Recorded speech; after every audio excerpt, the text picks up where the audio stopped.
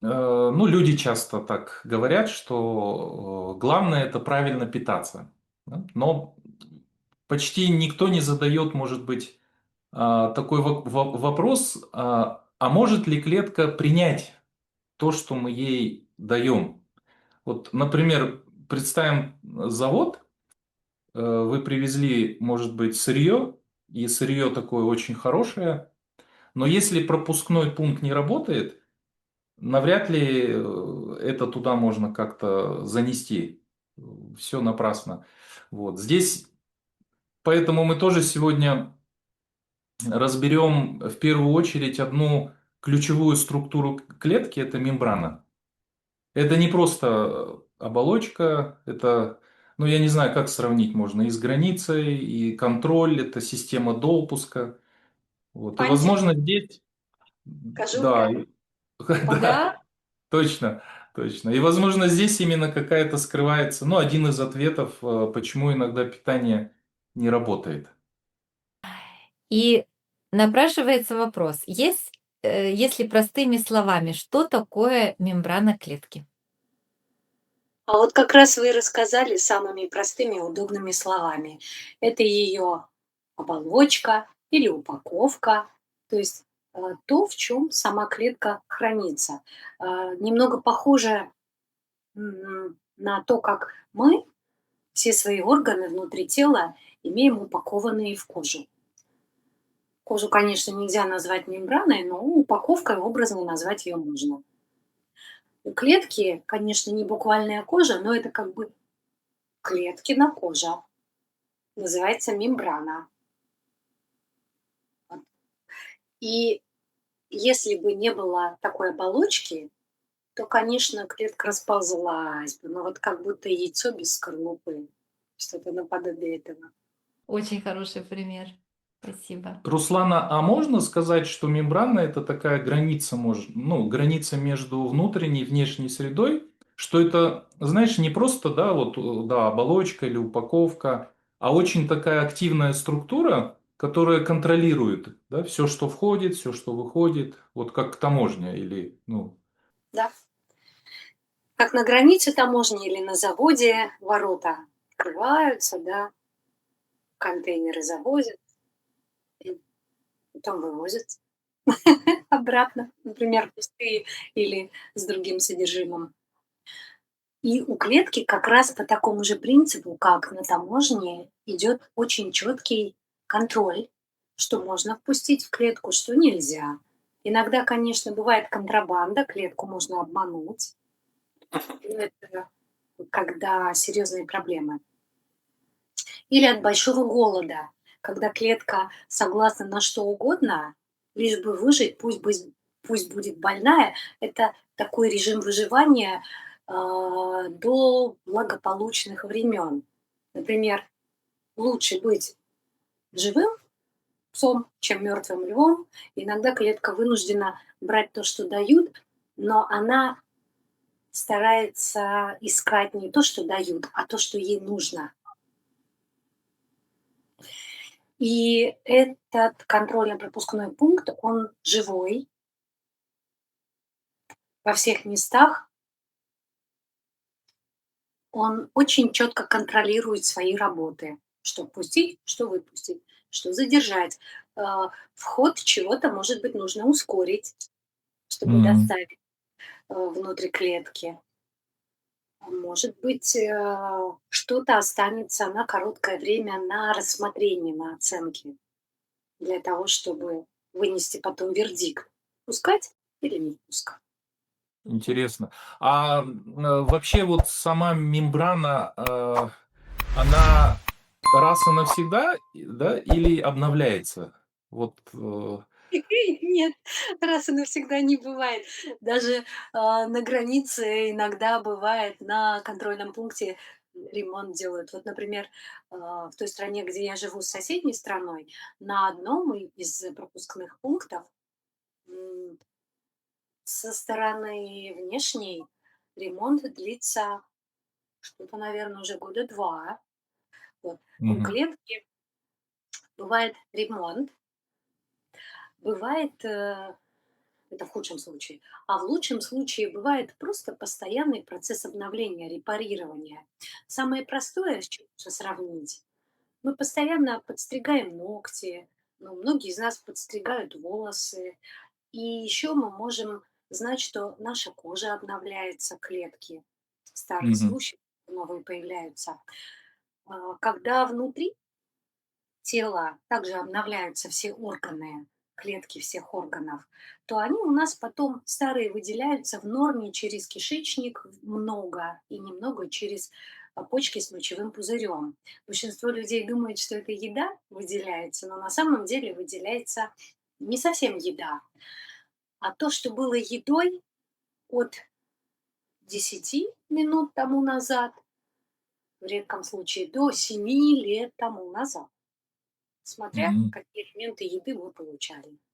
Так вот, точно Интересно. так же мембрана клетки, она в норме, когда ей хватает всех веществ для своего состава, постоянно что-то там себе меняет, латает, починяет, просто строит. И тогда, когда веществ хватает, мы никак не пострадаем и никак не почувствуем, что идут эти процессы обновления.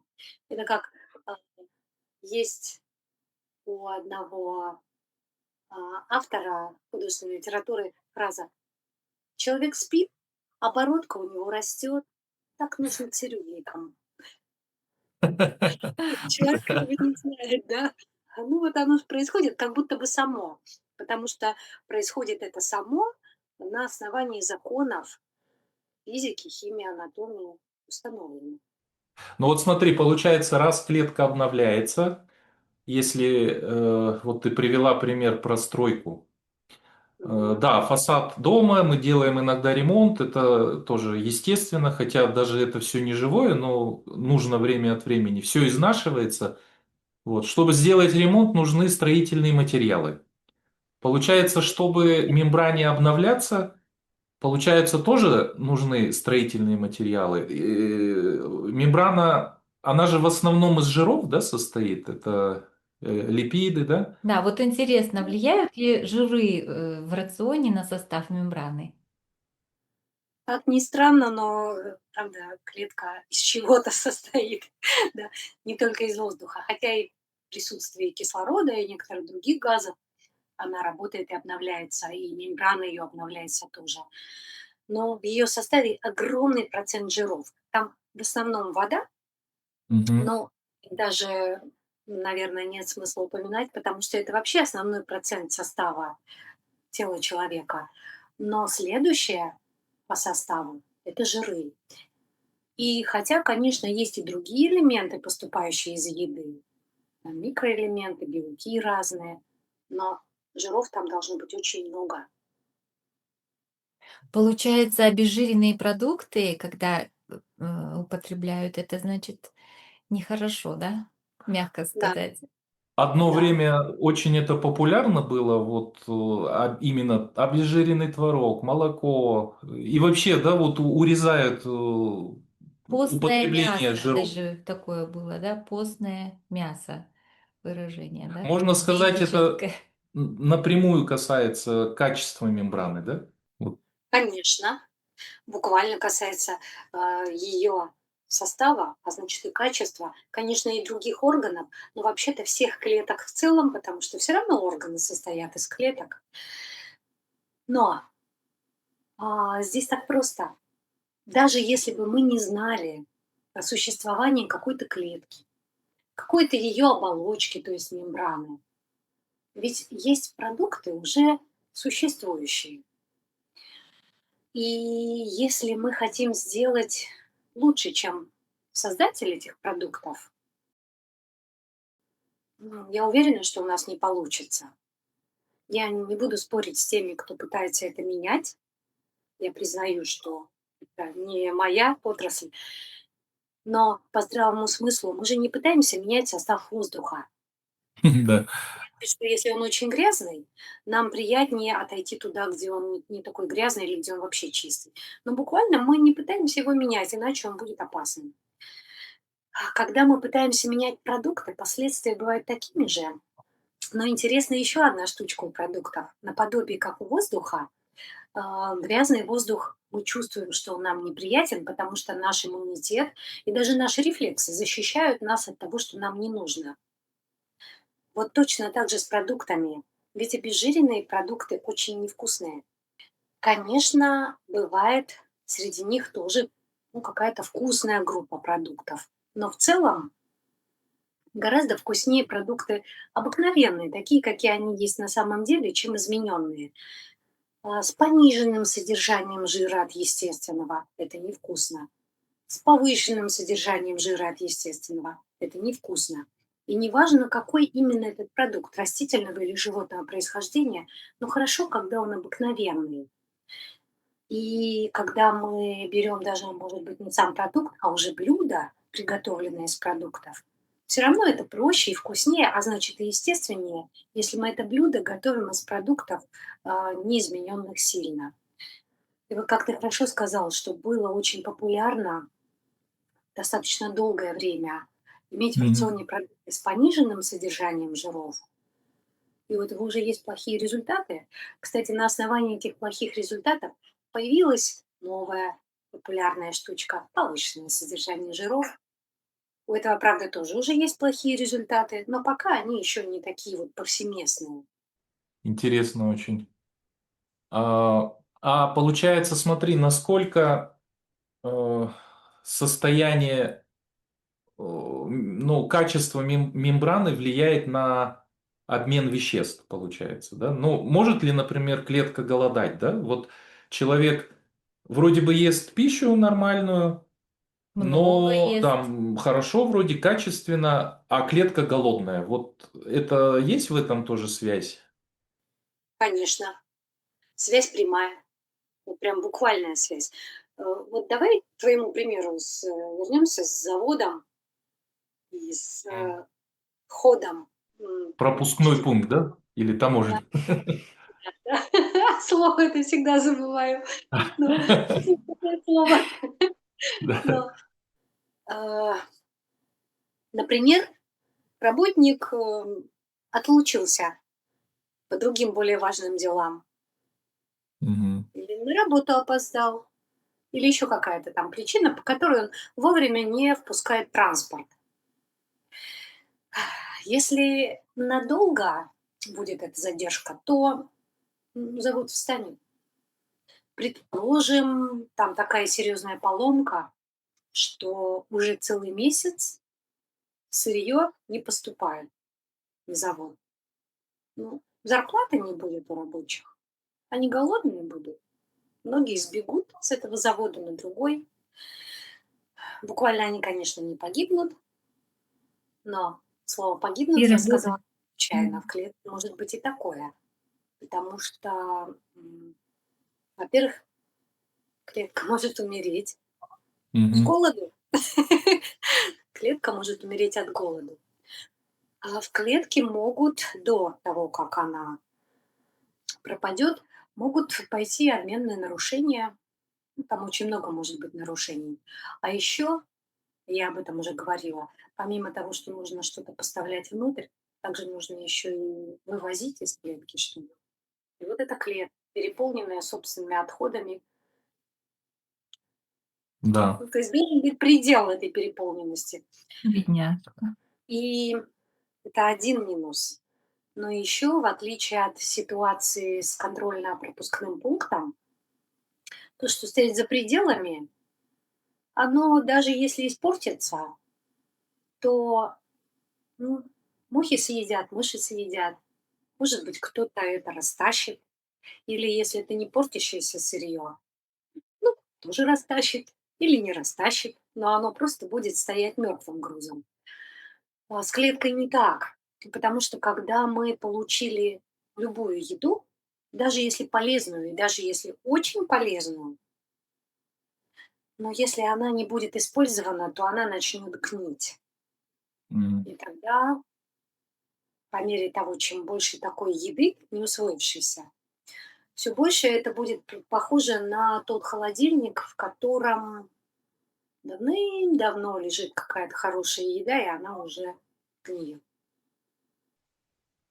Да, к сожалению, да.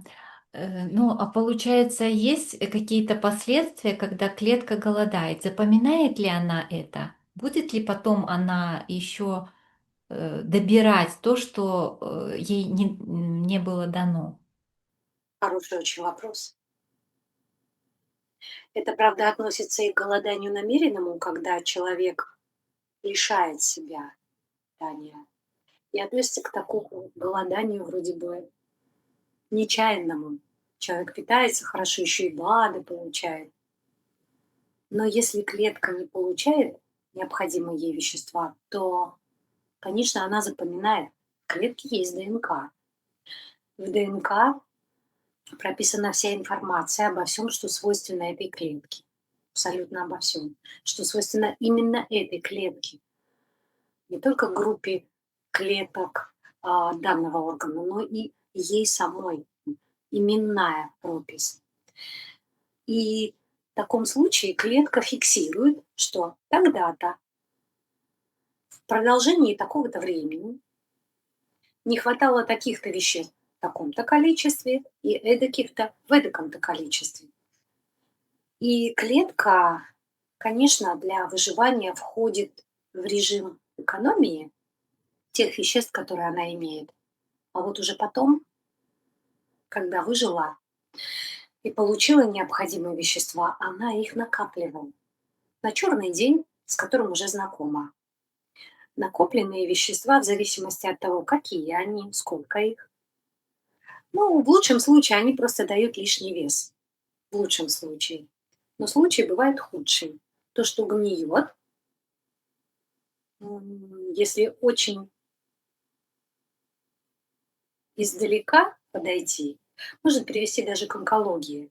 Но там проходит еще много-много-много событий. То есть не надо думать так, что если мы когда-то голодали однажды в жизни, то теперь у нас будет рак. Нет, нет, нет, никакой связи прямой нет. Но вплоть до онкологии может дойти гниение клетки.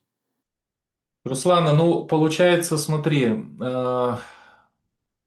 клетка, ну, мембрана, это можно сказать, э, такая оболочка или упаковка, ну, такая умная, да, в кавычках, которая знает, что впустить, выпустить.